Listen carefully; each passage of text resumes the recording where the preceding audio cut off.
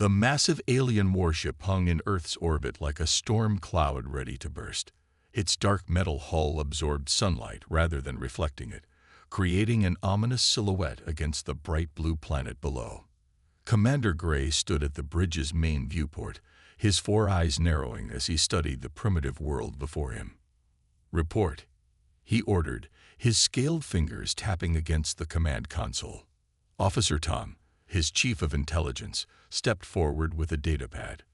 Like all members of their species, he stood tall and proud, his metallic-looking skin catching the soft blue light of the bridge's displays. "Sir, we've intercepted thousands of their information broadcasts. The humans are unusual." Tom paused, seeming unsure how to continue. "They keep dangerous creatures in their homes. They control savage beasts and treat them like companions." Commander Gray turned away from the viewport, his interest piqued. "Show me." The main screen lit up with a series of Earth broadcasts.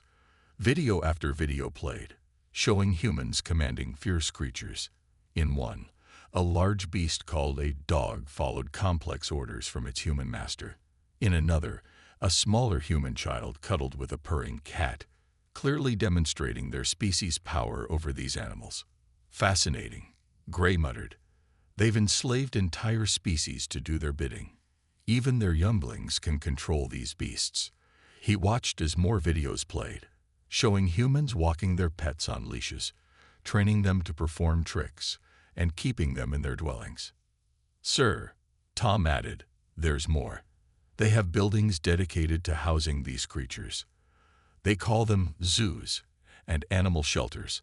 Our analysts believe these are training facilities where they perfect their control over the beasts." Gray's upper eyes widened while his lower pair remained focused on the screen, and they broadcast this openly. "They must be more powerful than we thought, to so casually display their dominance over other species." The bridge crew watched in silence as their commander processed this information. Their initial scans had suggested Earth would be an easy conquest, a single inhabited world with primitive space travel capabilities. But this new information changed everything. "Look at this one," Tom said, highlighting a particular video. It showed a human commanding a massive creature called an elephant at something called a circus. The beast could easily crush the human, yet it obeys without question. Their control must be absolute. Commander Gray straightened his uniform, his decision made. "Send a message to the human leadership. I want to speak with them directly." His voice carried across the bridge, firm and determined. "If they can control such beasts, we must approach this situation carefully." As his communications officer prepared the transmission, Gray watched more of the intercepted broadcasts. Humans walking with wolves, swimming with sharks, riding on horses. Each video seemed to show another example of their power over Earth's creatures. What kind of species could tame such diverse and dangerous beings? "Sir," the communications officer called out, "they're responding to our hail. The humans wish to establish a video link."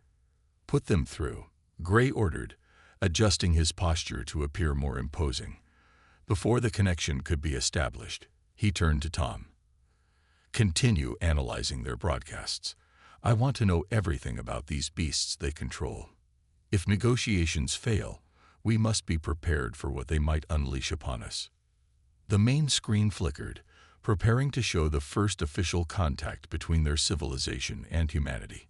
Commander Gray couldn't help but feel a mix of anticipation and concern. His species had conquered dozens of worlds, but none had shown this strange ability to dominate other life forms so completely. As the screen came to life, Gray made his decision. He would demand Earth's surrender, but he would also test their power.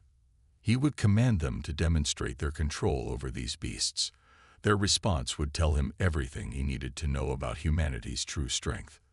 The future of this conquest would depend on what happened next, and Commander Gray intended to be ready for whatever fearsome creatures humanity might command. The United Nations Emergency Chamber buzzed with nervous energy as delegates from around the world gathered to face humanity's first alien contact.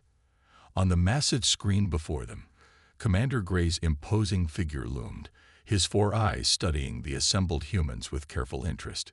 "People of Earth," his voice boomed through the speakers, "I am Commander Gray of the Stellar Dominion. Our fleet has your planet surrounded. Your primitive defenses cannot stop us." He paused, noting how calm the humans appeared despite his threats. Perhaps they were more confident in their beast-controlling powers than he had anticipated. The UN Secretary-General, Mr. Smith, stood at the podium. He was an older man with white hair and a peaceful demeanor that seemed to irritate the alien commander. "We welcome peaceful contact with your civilization, Commander," Smith said carefully. "There's no need for threats." Gray's upper eyes narrowed. "We have studied your world. We know of the powers you possess." His scaled fingers tapped against his command console. "You cannot hide your true strength from us. We have seen how you bend savage beasts to your will." Confused murmurs spread through the UN chamber. Several delegates exchanged puzzled looks, while others checked their translation devices to make sure nothing had been misinterpreted. "I'm afraid I don't understand," Smith replied, genuinely confused. "What powers are you referring to?" The alien commander pressed a button, and the screen split to show various clips of humans with their pets. "These," Gray declared, "your dominion over Earth's most fearsome creatures, your ability to make them obey, to treat them as mere companions." He spat the last word as if it were difficult to believe. A strange silence fell over the UN chamber. Smith coughed politely into his hand, trying to hide what might have been the beginning of a smile. "Commander, I believe there has been a misunderstanding. Those are just our pets." "Silence," Gray's voice thundered. "We will not be deceived by your false modesty. We demand Earth's immediate surrender, or—" He straightened himself to his full height, his metallic skin gleaming under the lights of his bridge, "or you will be forced to unleash your beasts upon us." The UN chamber erupted in poorly concealed chuckles and whispers. One delegate had to pretend he was coughing to hide his laughter. Smith maintained his composure, though the corners of his mouth twitched slightly. "And if we refuse to surrender?" Smith asked, his voice remarkably steady. Commander Gray's four eyes blinked in sequence. "Then we will have no choice but to face your mightiest beasts in combat. Show us your true power, humans. Unleash your most fearsome companions upon us." Smith turned to consult briefly with his advisors. The whispered conversation was punctuated by several poorly suppressed laughs. After a moment, he turned back to the screen, his face a masterpiece of diplomatic neutrality. "Very well, Commander Gray. If you insist on this course of action, we will comply with your request." Smith's voice carried a hint of amusement he couldn't quite hide. "We will send one of our mighty beast controllers to your ship, along with one of our most special companions." Gray's posture stiffened. This was not the reaction he had expected. Where was the fear, the desperate pleading? These humans seemed almost entertained by his threats. "You have 1 Earth hour to prepare your champion and their beast," Gray declared, trying to maintain his authoritative tone. "Choose wisely, humans. The fate of your world depends on this demonstration of power." As the transmission ended, the UN chamber finally allowed itself to relax. Laughter and amused conversations filled the room. Smith turned to his chief of staff, who was wiping tears of laughter from his eyes. "Well," Smith said with a smile, "I suppose we should contact the local animal shelter. It seems our first alien contact will be handled by—" He paused for effect. "A puppy." The chamber erupted in more laughter. As the delegates began making arrangements, none of them seemed particularly worried about the massive alien fleet hanging above their planet. After all, how threatening could an alien invasion be when the invaders were terrified of golden retrievers? The stage was set for what would surely be the most unusual diplomatic meeting in human history. Commander Gray's bridge crew stood at high alert as the small Earth shuttle approached their massive warship. Every weapon system was primed, every scanner focused on the approaching vessel, searching for signs of the dangerous beast it might contain. "Sir," Officer Tom reported, his voice tense. "Their shuttle is requesting permission to dock. Our scans detect 2 life forms aboard, one human and one unknown creature." Gray straightened his uniform. "Grant them access to Docking Bay 3. Deploy all security teams. Whatever beast they've brought, we must be ready." The shuttle gracefully entered the docking bay, looking tiny compared to the alien ship's massive interior. Security teams lined the walls, their weapons charged and ready. The air was thick with tension as they waited for humanity's champion to emerge. The shuttle's door opened with a soft hiss.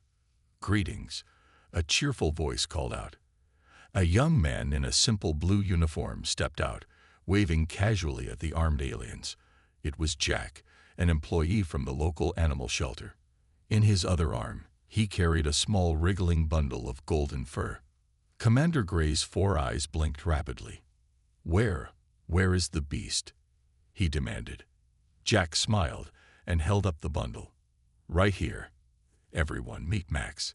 He's a 3-month-old golden retriever puppy."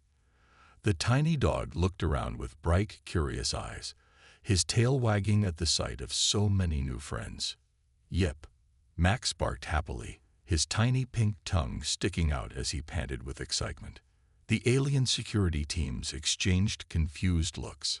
Some of them lowered their weapons, unsure if this was some kind of trick. Commander Gray stepped forward, his tall frame looming over Jack and the puppy. This is your mighty beast. This tiny creature." Gray's voice mixed disbelief with growing confusion. "The mightiest," Jack replied cheerfully. "Would you like to hold him?" Before Gray could respond, Max let out another excited yip and started squirming in Jack's arms, desperate to go meet all these interesting new people. His tail was wagging so fast it was practically a blur. "Sir," Officer Tom whispered to his commander, "our scans indicate this creature's primary weapons appear to be a wet tongue and tiny teeth that couldn't even pierce our protective suits." One of the security team members lowered her weapon completely. "Commander, it appears to be cute." "Cute." Gray repeated the word as if it was from an alien language, which, technically, it was. "This cannot be right. We saw the videos. Your species commands massive beasts, fierce predators." Jack gently set Max down on the floor. The puppy immediately bounded toward the nearest alien security officer, stumbling over his own paws in excitement. The officer froze as Max reached her, then sat down and offered his paw, just as he learned in his first week of training. "Oh," the officer said softly, reaching down to accept the tiny paw shake. "Oh my." Within minutes, the scene on the docking bay had transformed completely. Instead of a tense standoff, half the security team was now sitting on the floor, taking turns petting Max and watching him chase his own tail. The puppy was in his element, spreading joy and chaos in equal measure. Commander Gray watched in bewilderment as his elite troops were reduced to cooing and baby-talking at this tiny creature. "I don't understand," he said to Jack. "The videos showed humans controlling dangerous animals. We saw your power over nature itself." Jack laughed, watching as Max rolled over for belly rubs from a particularly charmed alien officer. "That's not control, Commander. That's friendship. We don't dominate our pets. We love them, and they love us back. That's what makes Earth special." Gray stared at the scene before him. His fearsome security team was now completely distracted by a game of fetch with Max, using one of their spare helmet communicators as a ball. The puppy would run after it, bring it back, then bounce around waiting for someone to throw it again. "Love." Gray tested the word carefully. "You're saying this. This is your species' great power. Not dominance, but friendship." "Yep," Max answered for everyone, running up to Gray and looking up at him with big, hopeful eyes. The puppy sat down at the commander's feet, tail wagging, clearly requesting pets from this new tall friend. Against all his training and military discipline, Commander Gray felt something strange happening to his face. He was smiling. Commander Gray stood in his private command chamber, watching through the observation window as his crew members took turns playing with Max in the ship's main recreation area. He had converted the space into a temporary puppy zone, after several officers had begged for more time with their unusual visitor. "This must be some kind of trick," Gray muttered to Officer Tom, who stood beside him. "Where are the real beasts? The dangerous creatures we saw in their broadcasts?" "Sir," Tom replied, checking his data pad. "According to Jack, this is one of their most popular beasts. Apparently, humans keep millions of these dogs in their homes." Through the window, they watched as Max performed a series of simple tricks for his delighted alien audience. The puppy sat, stayed, and gave his paw on command, earning treats and endless praise from the crew. "Impossible." Gray's 4 eyes narrowed. "Show me those videos again. The ones that led us here." Tom brought up the footage on a nearby screen. They watched humans walking large dogs, playing with cats, and caring for various animals. But now, with their new understanding, the videos looked completely different. "Those aren't control devices," Tom said, pointing at what they had thought were weapons. "They're leashes, for safety and guidance, and those training facilities we identified. They're veterinary clinics, medical centers for animal care." Gray watched a new video of a human child sleeping peacefully next to a large dog. What he had previously seen as a display of dominance over a beast now looked like something else entirely. "I demand to speak with the human," Gray suddenly announced, turning away from the window. "Bring Jack here immediately." Minutes later, Jack arrived with Max trotting happily beside him. The puppy had somehow acquired a small bow on his collar, apparently a gift from one of the alien crew members. "You asked to see me, Commander," Jack said, trying not to smile at the sight of the mighty alien leader's obvious confusion. "Explain this." Gray gestured at Max, who was now rolling on his back, hoping for belly rubs. "Where is the control mechanism? How do you bend this creature to your will?" Jack knelt down to pet Max. "There is no control mechanism, Commander. Just love, trust, and lots of treats." He pulled a small dog biscuit from his pocket, and Max immediately sat up, eyes focused intently on the treat. But the size difference alone. That beast could choose to bite you, to disobey. Yet it follows your commands willingly." Gray couldn't hide his fascination. "Max follows commands because he wants to make me happy, and I want to make him happy. It's a friendship, not a power dynamic." Jack demonstrated by asking Max to lie down, which the puppy did immediately, tail wagging. "See, he does this because we trust each other." Commander Gray slowly lowered himself to one knee, studying Max at eye level. The puppy immediately perked up at this new attention. "In all our travels across the galaxy," Gray said softly, "we've never encountered a species that formed such bonds with other creatures. We assumed dominance was the only way to interact with lesser beings." "Maybe that's why you found Earth so confusing," Jack suggested. "You saw our relationships with animals and assumed it was about power because that's what you were looking for. But humanity's real strength isn't in controlling other species. It's in making friends with them." As if to prove Jack's point, Max walked over to Gray and gently placed his paw on the commander's knee. The alien leader stared at the tiny paw, then carefully reached out to pat Max's head. "Sir," Officer Tom interrupted urgently. "The crew, they're asking if we can establish an exchange program with Earth. They want to learn more about these pets, and several officers have requested permission to visit something called a puppy kindergarten." Gray looked at his crew through the window. He had never seen them so happy. These hardened warriors, who had helped conquer dozens of worlds, were now making silly faces at a tiny Earth creature and competing to see who could throw a ball the farthest. "Perhaps," Gray said slowly, still petting Max, "we have much to learn from Earth after all." 3 days had passed since Max's arrival on the alien warship, and things had changed dramatically. The once strict military vessel now had designated puppy playtimes in the schedule. The crew's efficiency ratings had actually improved, despite, or perhaps because of, regular breaks to play fetch in the corridors. Commander Gray sat in his office, reviewing a most unusual report. "You're telling me that crew morale is up by 200%? He asked Officer Tom, who now wore a small pin with a puppy face on his uniform. "Yes, sir. And sleep quality has improved across all departments." Tom scrolled through his datapad. Also, sickbay reports that stress-related complaints have dropped to 0 since Max arrived. Through his office window, Gray watched as Max trotted past with a line of off-duty crew members following him. The puppy had somehow become the unofficial leader of the morning exercise group, though his version of exercise mostly involved chasing his tail and random bursts of running.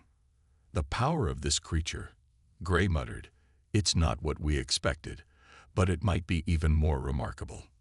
Just then, Jack entered the office, carrying several data pads. "Commander, I'd brought those files you requested about Earth's history with domesticated animals." Gray eagerly took the pads. Over the past days, he had become fascinated with humanity's relationship with animals. "Is it true that your species has been living with these dogs for thousands of years?" "Even longer," Jack said, sitting down as Max bounded into the office to greet everyone. "Dogs were probably our first animal friends. They helped us hunt, protected our homes, and kept us warm. Over time, they became part of our families." The commander watched as Max made his rounds, making sure everyone in the office got equal attention. "And humans have similar relationships with other creatures." "Oh yes," Jack smiled. "Cats, horses, birds, even some fish and reptiles become pets. Each relationship is different, but they're all based on mutual trust and affection." Officer Tom, who had been quietly taking notes, suddenly spoke up. "Sir, we've received interesting data from the crew's latest psychological evaluations. Those who spend the most time with Max show increased empathy levels and better emotional regulation." Gray nodded thoughtfully. "I've noticed changes in myself as well. Yesterday, I caught myself speaking in what humans call baby voice to Max. Most undignified for a military commander." Despite his words, he smiled as Max brought him a slightly chewed toy. "That's perfectly normal," Jack laughed. "Even our toughest soldiers do that with their pets. It's part of the bond." The office door chimed, and a junior officer entered nervously. "Sir, the crew has a request." She glanced at Max, who was now sleeping peacefully under Gray's desk. "We would like permission to convert Cargo Bay 3 into a permanent pet recreation area for future visits from Earth animals." Gray looked at the sleeping puppy, then at his crew member's hopeful face. A month ago, he would have immediately dismissed such a frivolous request. Now, "Request granted," he said. "And add to that request, we should install proper safety features and comfort stations for our future four-legged visitors." The junior officer beamed and hurried out to share the good news. Through the walls, they could hear the distant sound of cheering. "You know," Jack said carefully, "there are many shelter dogs on Earth looking for homes. Once we establish proper diplomatic relations, perhaps some of your crew might be interested in adopting." "Adopting?" Gray's eyes widened. "You mean we could have our own Max?" Tom was already typing frantically on his datapad. "Sir, I'm drafting a proposal for a cross-species pet adoption program. We would need to modify some living quarters, establish proper training protocols, maybe even create a space-worthy version of what humans call dog parks." Gray held up a hand to stop him. "One step at a time, Tom." He looked down at Max, who had woken up and was now offering his favorite toy to the commander. "Though I must admit, the idea has merit." As if understanding he was being discussed, Max gave a happy yip and rolled over for belly rubs. Without hesitation, both the commander and his officer reached down to pet him. The mighty Stellar Dominion's finest warriors, brought to their knees by a puppy's charm. And somehow, that didn't seem like a bad thing at all. The United Nations chamber was packed with delegates from every nation, all waiting for the historic moment. The massive screen showed not only Commander Gray, but also dozens of his crew members, each wearing their new uniform pins featuring different Earth animals. Members of Earth's United Nations, Gray began, Max sitting proudly on his lap, wearing a tiny custom-made alien military collar. We came to your world expecting to find warriors who dominated savage beasts. Instead, we found teachers who showed us a better way. Secretary Smith smiled from his podium. And we're delighted that you've learned to appreciate our animal companions, Commander. Though I must say, we never expected our first galactic peace treaty to be inspired by a puppy. The changes on our ship have been remarkable, Gray continued, absently scratching Max behind the ears, a habit he'd developed over the past week. Our medical staff reports that petting Max for just 10 minutes reduces stress levels as effectively as 2 hours of meditation. Officer Tom stepped forward, holding up his data pad.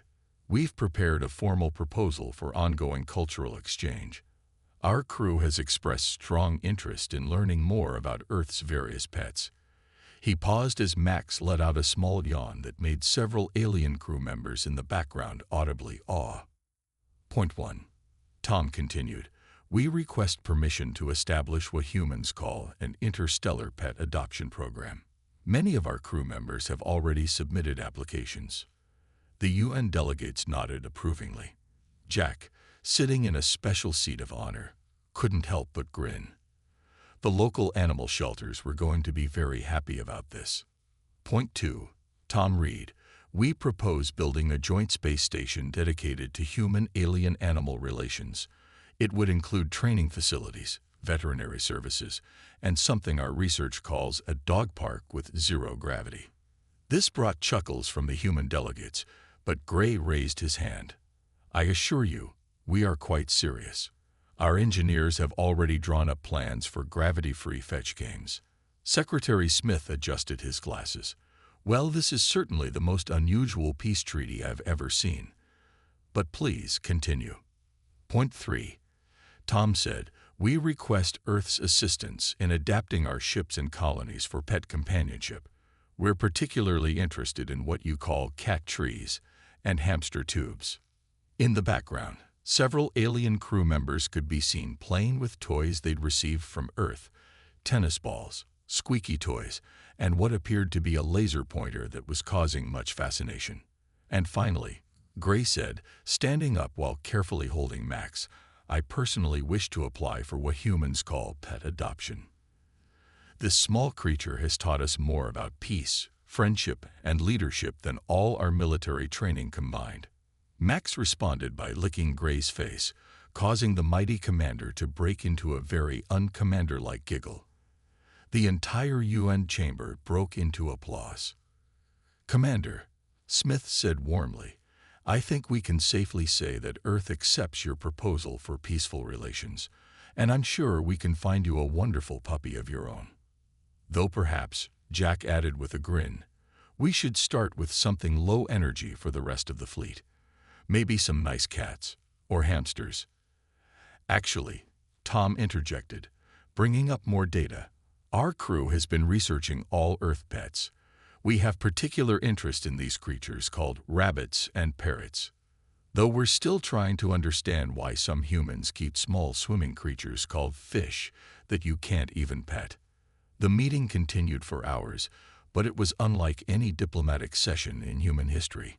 Instead of discussing weapons or territories, the greatest minds of two species debated the merits of different dog breeds, proper cat care techniques, and whether alien technology could improve the design of the common hamster wheel.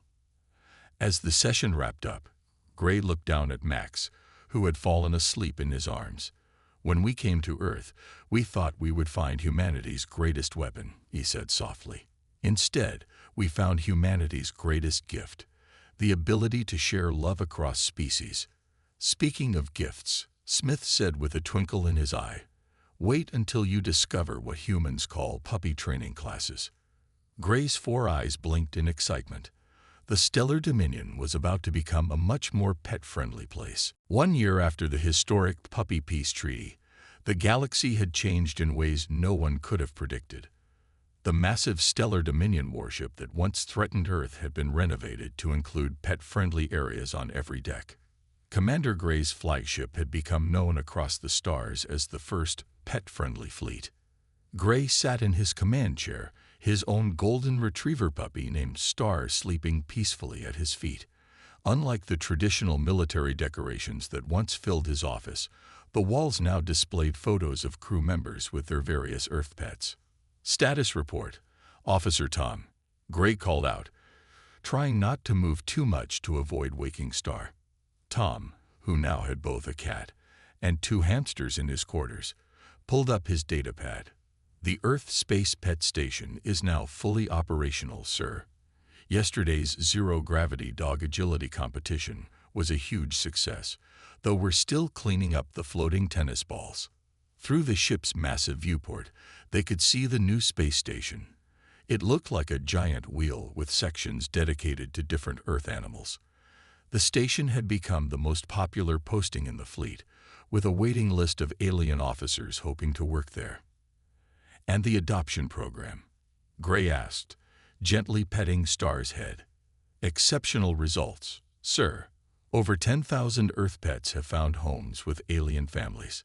The cats, in particular, seem to enjoy zero-gravity environments." Tom showed him a video of cats gracefully floating through space station corridors, chasing laser pointers in 3 dimensions. The ship's communication system chimed. On the screen appeared Jack, now serving as the Chief Interstellar Pet Relations Officer, with Max, the original diplomat dog, by his side.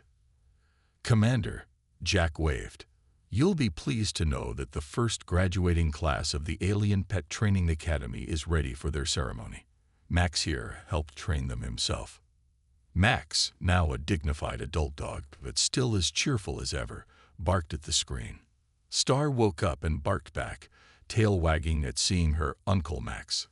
"Excellent news," Gray replied. "Though I must admit, I never expected our military academy to offer courses in advanced belly rubs and strategic treaty using puppy eyes." The changes hadn't just affected the military. Across alien worlds, parks were being redesigned to accommodate pets. Alien children were growing up learning about kindness and responsibility through pet care. Even the most serious alien scientists had been transformed. There was now an entire research division dedicated to developing the perfect space-worthy scratch post. "Sir," Tom interrupted, checking another report, "the Earth delegation has approved our request for the next phase. We can begin construction of the first interstellar pet rescue network." Gray nodded approvingly. The network would help find homes for Earth's shelter animals across friendly alien worlds. It was a far cry from their original invasion plans, but somehow much more satisfying. "Oh, and sir," Tom added with a smile, "the crew's petition about the ship's new nickname." Gray sighed, but couldn't hide his amusement. His mighty warship, once feared across the galaxy, had been unofficially renamed by the crew. They now called it the SS Good Boy. "Permission granted," Gray said. "Have the new name painted on the hull. But make sure to add a paw print design." Later that day, Gray stood in the ship's new Central Park area, a massive space filled with trees, grass, and playing animals. Alien crew members walked their dogs, played with cats, or watched their hamsters roll around in special space-safe exercise balls. "Who would have thought," he said to Star, who sat attentively beside him, "that when we came to conquer Earth, we would instead be conquered by Earth's pets?" Star responded by offering her paw, a trick she had learned from watching old videos of Max. Gray shook it solemnly, maintaining his commander's dignity for about 3 seconds before breaking into baby talk and giving her a treat. In the distance, through the viewport, Earth shone brightly. The planet that had taught the galaxy not about the power of beasts or weapons, but about the strength found in loving and caring for other creatures. "You know what, Star?" Gray said, watching his crew enjoy their pets. "I think we're the ones who were unleashed. Unleashed from our old ways of thinking, our fears, our loneliness." Star wagged her tail in agreement, and somewhere in the vastness of space, thousands of pets and their alien families lived in harmony. All thanks to one small puppy who changed the galaxy with nothing but love and a waggy tail. The end.